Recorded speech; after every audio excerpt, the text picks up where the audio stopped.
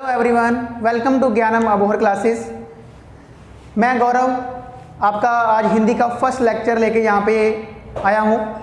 तो देखिए, कल हमने सिलेबस पे डिस्कस किया था हिंदी मास्टर कैडर का कि आपका सिलेबस उसमें क्या क्या रहेगा। सिलेबस में मैंने आपको अलग अलग पार्ट्स के बारे में बताया था कि किस किस पार्ट्स में कौन कौन से पार्ट्स हमने करने हैं, कितने कितने मार्क्स का कहाँ से क्वेश्चंस आएंगे, किस तरीके का हमारा सिलेबस रहेगा। ठीक है, तो उसी के रिगार्डिंग आज हमारा जो फर्स्ट लेक्चर है हिंदी मास्टर कैडर का वो यहाँ पे शुरू करने जा रहा हूँ मैं। तो फर्स्टली जो हमारा सिलेबस है उसमें आपके टॉपिक दिए गए हैं आदिकाल के, भक्ति काल के, मध्यकाल के, आधुनिक काल के। तो उसी में ही हमारा एक टॉपिक है आदिकाल का।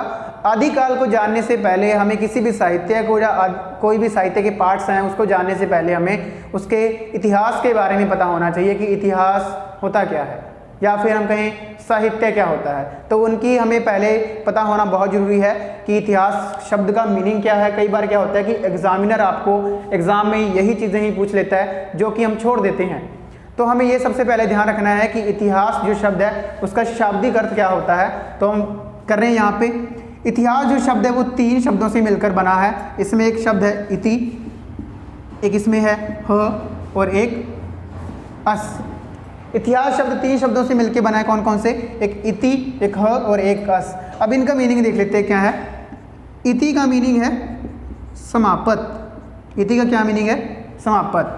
ह का मीनिंग निश्चित, ह का मीनिंग निश्चित और अस का मीनिंग होना। अस का मीनिंग होना। सीधी सी बात करते हैं इतिहास की। अगर सीधी आम बोलचाल की भाषा में हमें अगर इसका अर्थ लेना हो इतिहास को, तो हम क्या कहेंगे कि इतिहास जो कि हमारा बीत चुका है, हमारे अतीत में जो घटनाएं घटित हुई थी वो क्या है? हमारा इतिहास है। इतिहास देखो, हमने यहाँ पे इसके जब शाब्दिक अर्थ किए हैं तो उसमें भी क्या चीज़ निकल के बाहर आई कि इति का मीनिंग है समापत, ह का निश्चित और अस का होना। मतलब कि कोई ऐसी चीज़ जिसकी क्या है? निश्चित समाप्ति हो चुकी है। जिसकी क्या है? निश्चित समाप्ति हो चुकी है, वो क्या कहलाता है? इतिहास कहलाता है। अब ये इतिहास जो है वो किसी का भी हो सकता है, हमारा हो सकता है, या फिर हम वस्तुओं का कहें किसी भी चीज़ का हो सकता है। परंतु जब आती बात साहित्य, साहित्य क्या होता है? तो साहित्य को भी हम इसके शाब्दिक मीनिंग की बात करें तो इसमें एक है स और एक हित। ये 2 शब्दों से मिलकर बनता है, स और हित। इसका मीनिंग कि जो सभी के हित। हित क्या होता है? हित का मीनिंग है कि सभी के हित के लिए जो भी साहित्य लिखा गया है, जो भी किसी कवि ने कोई भी काव्य लिखा है, वो क्या कहलाता है? हमारा साहित्य कहलाता है। सभी के हित के लिए, तो वो साहित्य होता है। तो यहाँ पे हमने इसके शाब्दिक मीनिंग की है। अब इतिहास जो शब्द है इसको लेकर हमारे साहित्य में हमें अलग अलग कथन मिलते हैं, अलग अलग तर्क मिलते हैं कि इसको विद्वानों ने अलग अलग दृष्टि से, अलग अलग तरीके से अपने अपने हिसाब से इसको शाब्दिक अर्थ और अर्थों में स्पष्ट किया है। तो हम उसके अर्थ देख लेते हैं किस किस के अनुसार, इनमें कौन कौन से किए हैं। तो सबसे पहले हम इसमें लिखते हैं हमारे भारतीयों का, कि जो हमारे भारतीय विद्वान हुए हैं उन्होंने इतिहास को क्या माना है। भारतीय विद्वानों के अनुसार जो इतिहास है वो क्या है? आदर्शवादी। यानी कि जो इतिहास है वो किस पे आधारित है? आदर्शों पर आधारित है। आदर्श पर और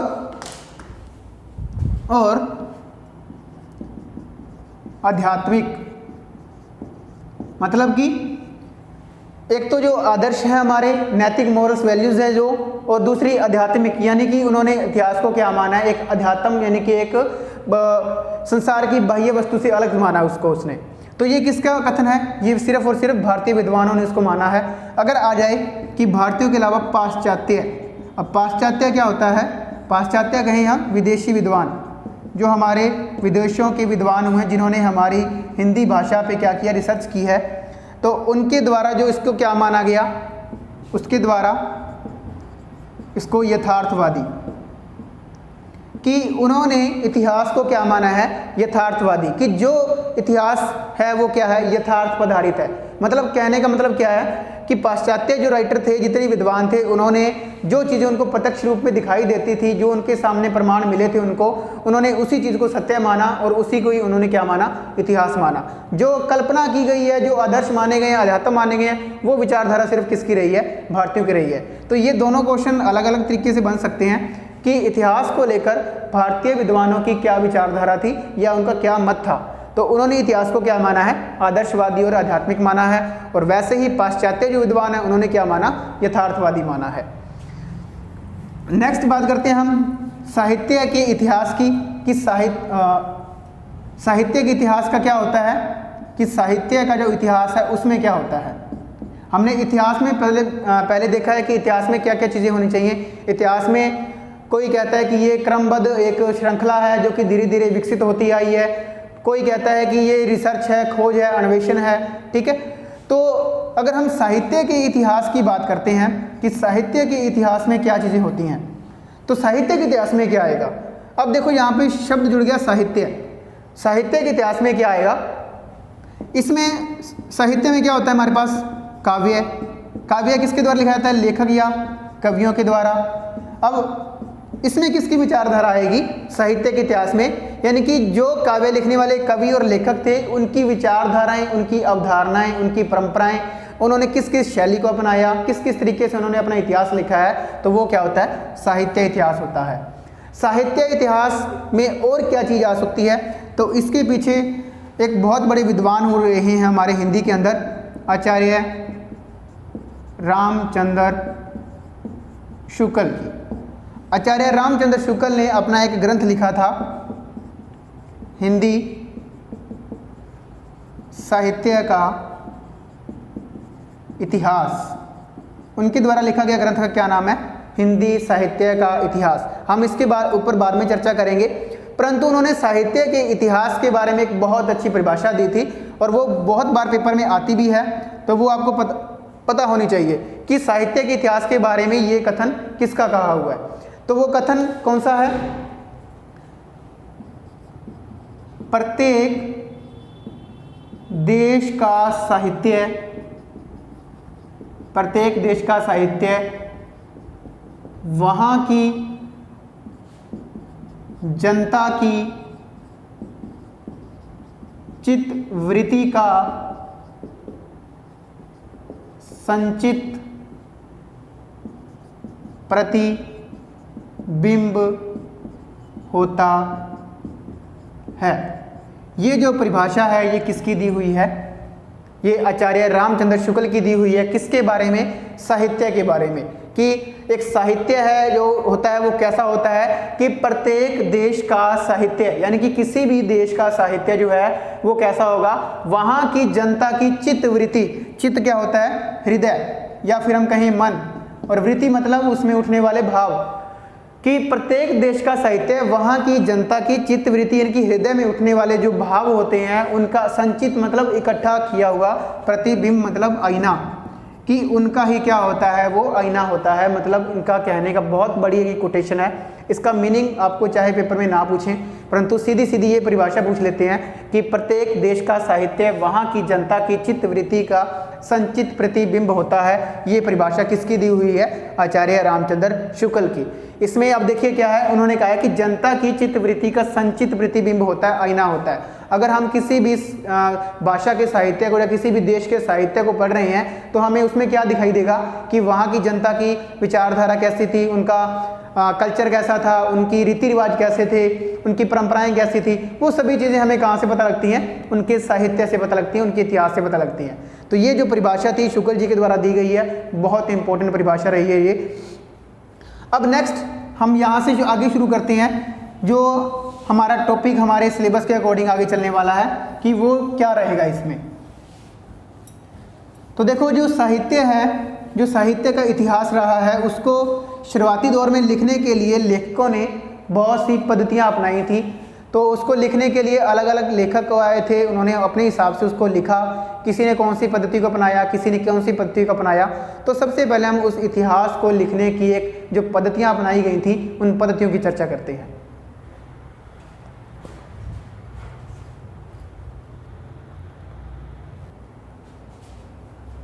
हाँ जी, नेक्स्ट है हिंदी साहित्य के इतिहास लेखन की पद्धतियाँ, कि हिंदी साहित्य जो शुरुआत के दौर में लिखा गया था उसको लिखने के लिए किन किन पद्धतियों को अपनाया गया था लिखने के लिए।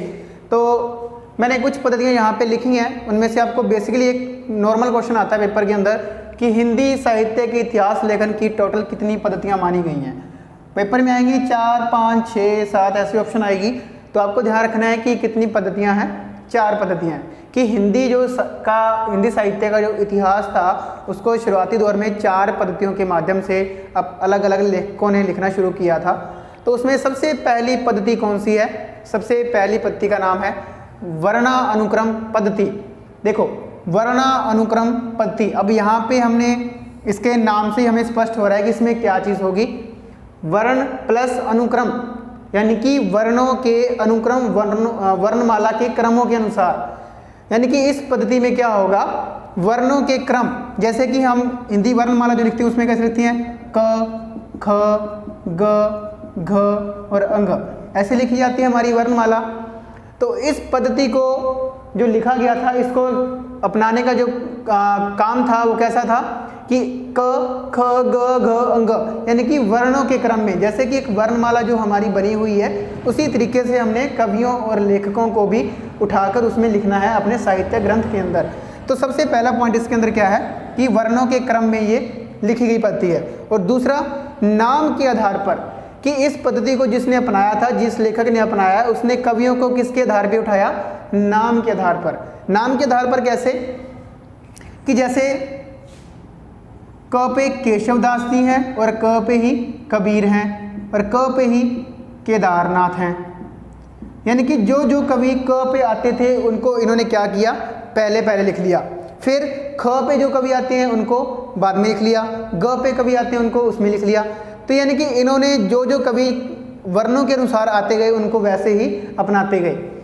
तो इस वजह से क्या हुआ कि इस पद्धति को नकार दिया गया कि इसको इस तरीके से लिखा नहीं जाना चाहिए था, क्योंकि ये क्रम इनका गलत है। परंतु उससे पहले इस पद्धति को अपनाने वाले या प्रयोगकर्ता कौन थे, इसको अपनाने वाले सबसे पहले थे गारसा द तासी। ये एक फ्रेंच विद्वान है, फ्रेंच लेखक थे, जिन्होंने क्या किया था कि कौन सी पद्धति को अपनाया था, वर्णानुक्रम पद्धति को। अगर आ जाए कि वर्णानुक्रम पद्धति को सबसे पहले किसने अपनाया था, तो वो कौन थे, गारसा द तासी।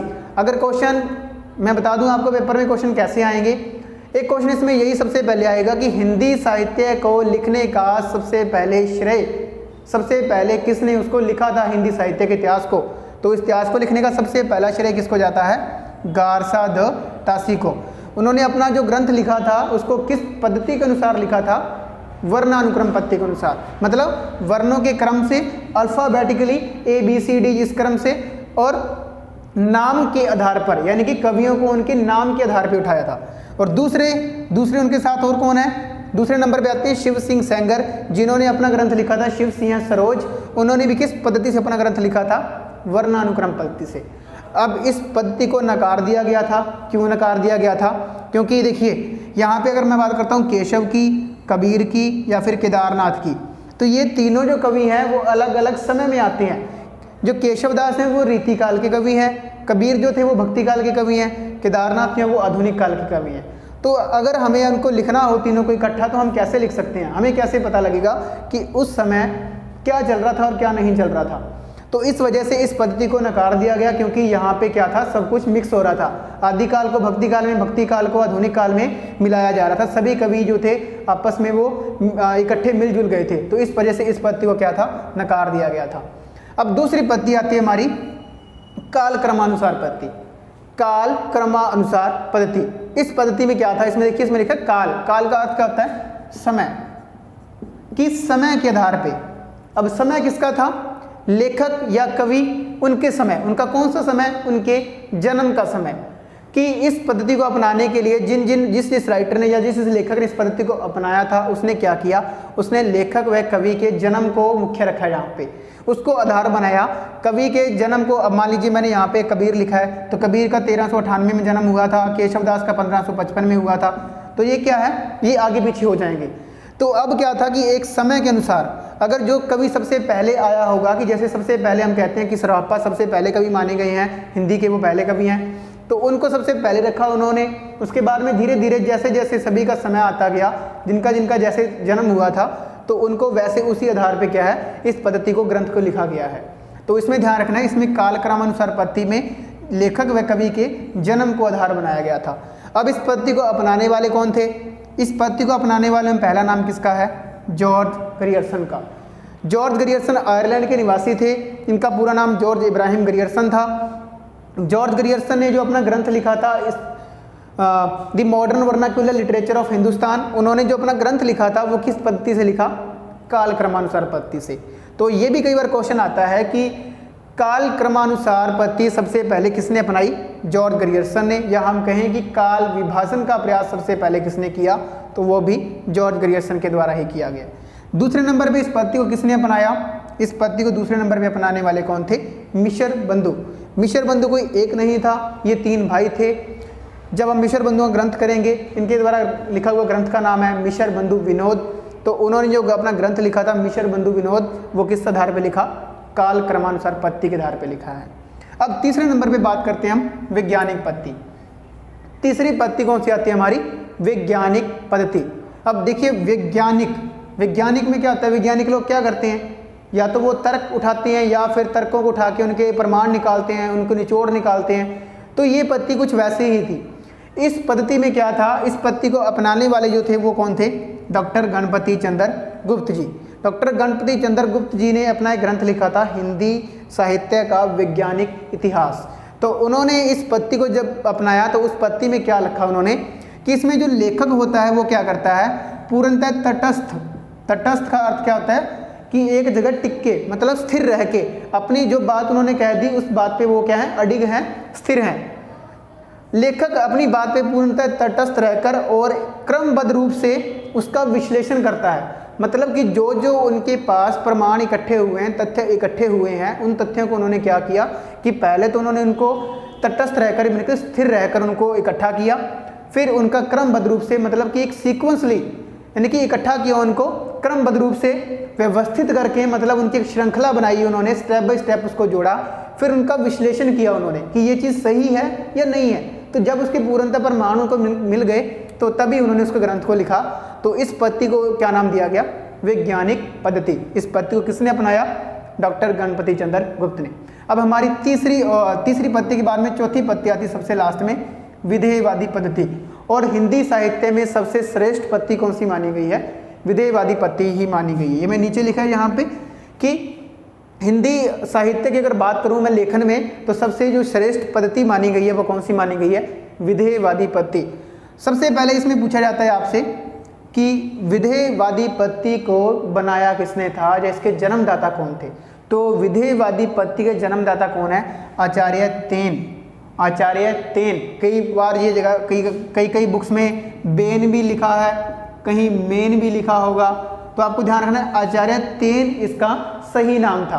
आचार्य तेन ने इस पद्धति को अपनाया था और उन्होंने इस पद्धति को अपनाने के लिए जब इसको बनाया उन्होंने, तो इसके पीछे उन्होंने 3 तत्व दिए थे। वो 3 तत्व कौन कौन से हैं? पहला तत्व था जाति का, दूसरा वातावरण और तीसरा क्षण विशेष। कहने का तात्पर्य है कि आचार्य तेन ने इस पद्धति को जब बनाया तो उस पद्धति को उन्होंने बनाते हुए कहा कि अगर आपको हिंदी साहित्य या कोई भी साहित्य का इतिहास लिखना है तो आपको इन 3 चीज़ों की, इन 3 तत्वों को ध्यान में रखना है। और वो 3 तत्व कौन से हैं? पहला है कि जाति। अब जाति हम कहते हैं कास्ट को, कि हमारी कास्ट, परंतु ये वो जाति नहीं है, मतलब कि एक मानव जाति, संपूर्ण मानव जाति।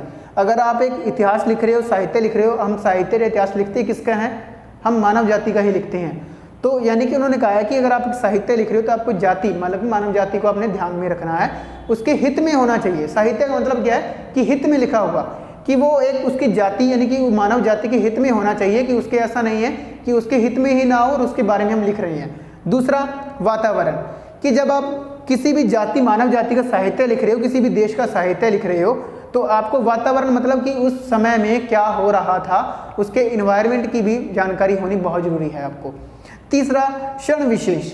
क्षण विशेष मतलब कि जिस समय जो चीज़ लिखी गई है, मान लीजिए कि इतिहास एक हमने पहले बात की है कि मान लीजिए यहाँ पे ग्रियर्सन है, ग्रियर्सन ने अपना ग्रंथ लिखा है, तो ग्रियर्सन ने ग्रंथ में अपने में जैसे पृथ्वीराज रासो के बारे में लिखा है, तो पृथ्वीराज रासो जो कि चंद्रप्रदायी का लिखा हुआ था। अब उस क्षण क्या हो रहा था कि पृथ्वीराज के समय में उस क्षण उसी टाइम उस समय वहाँ पे कैसी परिस्थितियाँ थी, कैसा वहाँ का वातावरण था, लोग कैसे थे, समाज कैसा था, राजा प्रजा की सुनता था या नहीं सुनता था, तो वो चीज़ें यानी कि उस क्षण के बारे में भी विशेष आपको पता होना चाहिए।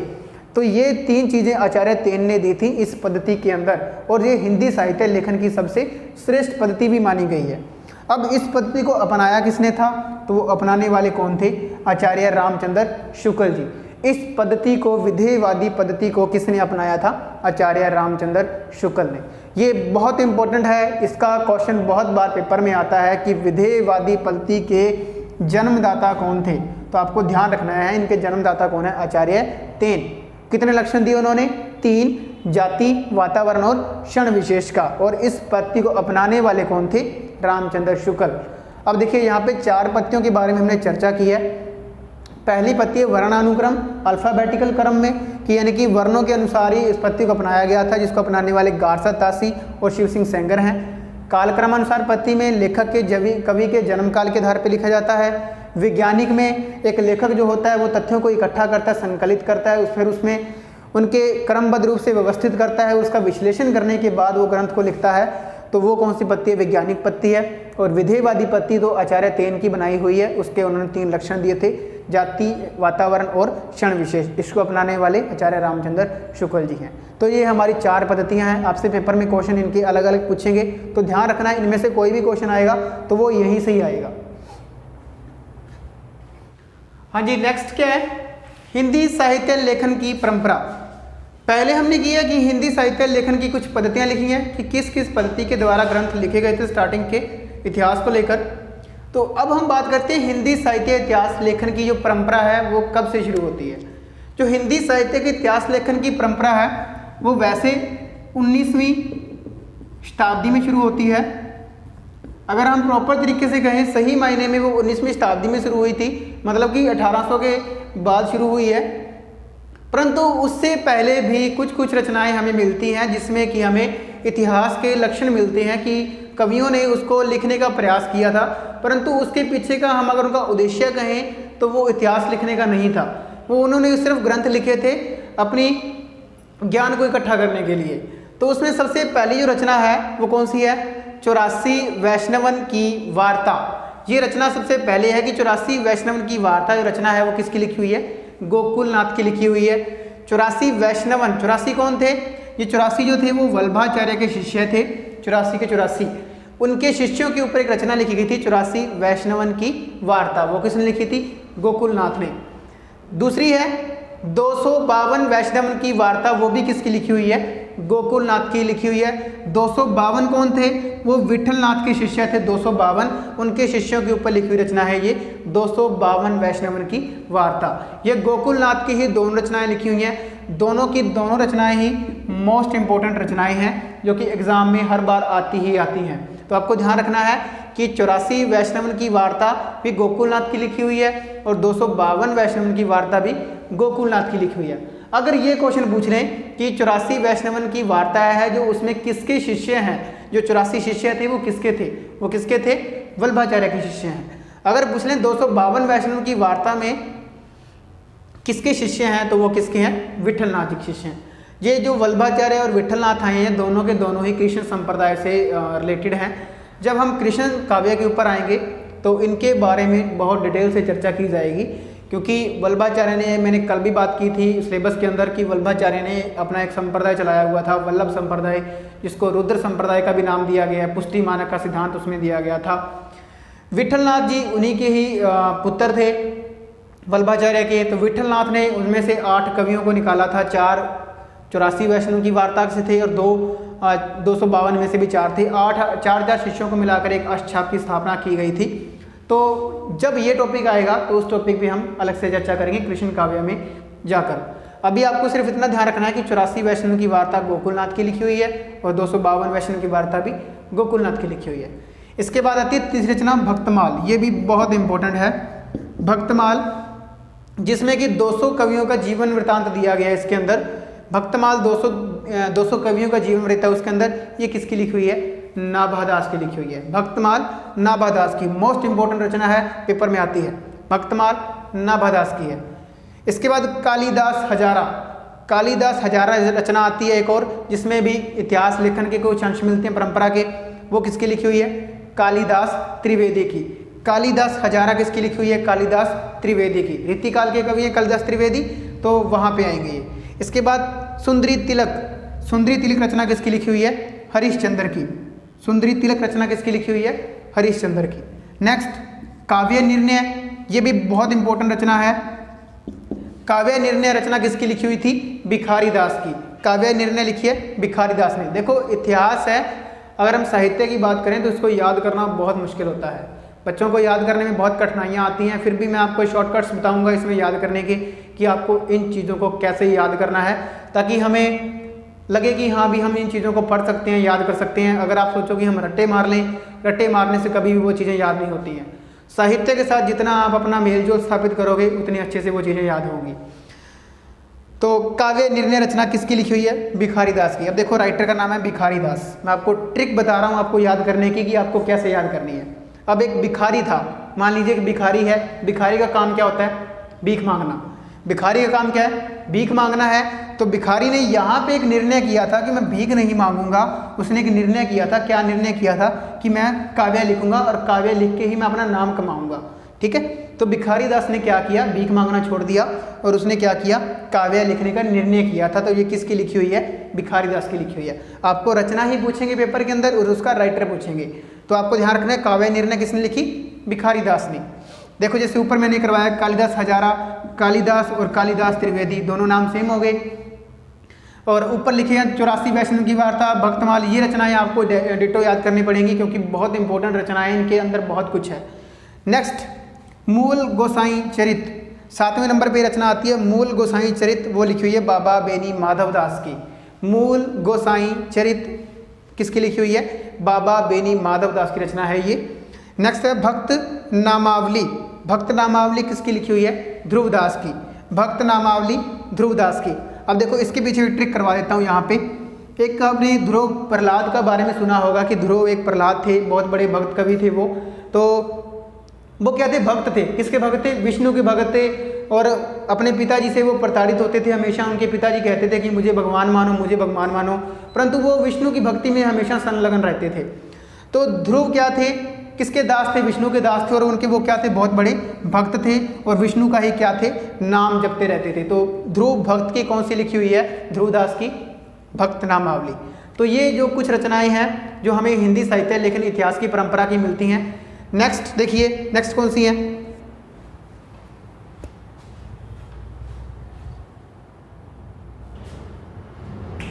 नेक्स्ट 9वें नंबर में मैं रचना है श्रृंगार संग्रह। श्रृंगार संग्रह किसकी लिखी हुई है? सरदार कवि की।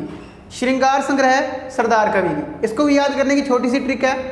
अब आप लोगों ने सरदारों को देखा होगा कि सरदार कैसे होते हैं? एक पगड़ी बांध के रखते हैं, कभी श्रृंगार वगैरह नहीं करते हैं ज़्यादा। तो यहाँ पे क्या याद रखना है कि सरदारों की श्रृंगार क्या होता है? उनकी पगड़ी ही होती है। ठीक है, तो सरदार कवि ने क्या श्रृंगार किया था? पगड़ी का श्रृंगार किया था। श्रृंगार संग्रह किसकी लिखी हुई है? सरदार कवि की लिखी हुई है। आगे दिग्विजय भूषण। दिग्विजय भूषण इसके राइटर थे गोकुल प्रसाद। दिग्विजय भूषण गोकुल प्रसाद की लिखी हुई है। तो आपको इससे भी याद कर सकते हो कि गोकुल पर विजय प्रसाद की थी भूषण ने प्रसाद खाकर। ठीक है, कि गोकुल पर विजय प्राप्त की थी भूषण ने प्रसाद खाकर। तो आपको ये भी याद हो सकती है। Next Kabir and the Kabir Panth, बहुत इंपॉर्टेंट रचना है ये। कबीर एंड दी कबीर पंथ, ये रचना किसने लिखी थी? बेसकट ने। ध्यान रखना है, कबीर एंड दी कबीर पंथ रचना किसकी है? बेसकट की है। नेक्स्ट ये भी बहुत इंपॉर्टेंट है, annals and antiquities of Rajasthan. Annals and antiquities of Rajasthan, colonel Tod की रचना लिखी हुई है। ये बहुत ज़्यादा इंपॉर्टेंट रचना है, क्योंकि आगे आपके सिलेबस में क्या है? पृथ्वीराज रासो आएगा। ठीक है, जो पृथ्वीराज रासो जो ग्रंथ था उसकी सबसे पहले जानकारी किस ग्रंथ में मिलती है? वो annals and antiquities of Rajasthan, इसी ग्रंथ में मिलती है। कर्नल टॉड के द्वारा ये लिखा हुआ ग्रंथ है। कर्नल टॉड ने पृथ्वीराज रासो के एक भाग का प्रकाशन भी करवाया था संगोपता नेम के नाम से। जब हम पृथ्वीराज रासो के ऊपर आएंगे तब इसके बारे में अलग से चर्चा की जाएगी। परंतु आपको ग्रंथ का नाम याद रखना है, annals and antiquities of Rajasthan, colonel Tod. English रचना है, इंग्लिश राइटर हैं, दोनों सेम रहेंगे। Next, Gorakhnath and the Kanphata yogis. Gorakhnath and the Kanphata yogis, writer है ब्रिग्स। ये भी बहुत इंपॉर्टेंट है। अब इसमें से क्वेश्चन कई बार आता भी है कि नाथों को और क्या कहा जाता है, कनफटा योगी भी कहा जाता है। ये आगे जब हम नाथ संप्रदाय करेंगे तो वहाँ पे आएगा। तो Gorakhnath and the Kanphata yogis रचना किसकी लिखी हुई है, ब्रिग्स की लिखी हुई है। और 14 नंबर पे देखिए नेक्स्ट, रस चंद्रोदय। रस चंद्रोदय किसकी लिखी हुई है, ठाकुर प्रसाद त्रिपाठी का। और 15 नंबर पे कवि नामावली, ये किसके कवि कौन थे, सुदन। सुदन ने रचना लिखी थी कवि नामावली। तो ये कुछ रचनाएं हैं हमारी आरंभिक दौर की, मैं कहूँ 19वीं शताब्दी की पहले की रचनाएं, जिनमें हमें हिंदी साहित्य इतिहास लेखन की परंपरा के कुछ अंश मिलते हैं स्टार्टिंग के अंदर। तो ये रचनाएं हैं जो आपके सिलेबस के लिए रिगार्डिंग बहुत इंपॉर्टेंट रहेंगी। आपको एक एक रचनाएं याद करनी है। कुछ कुछ मैंने चीज़ों के आपको ट्रिक्स बताई हैं, आपको ट्रिक्स के द्वारा उन चीज़ों को याद करने की कोशिश करनी है। रट्टे मारने की कोशिश मत करना। जो चीज़ नहीं समझ में आती है तो आप हमसे कभी भी पूछ सकते हो। Thank you.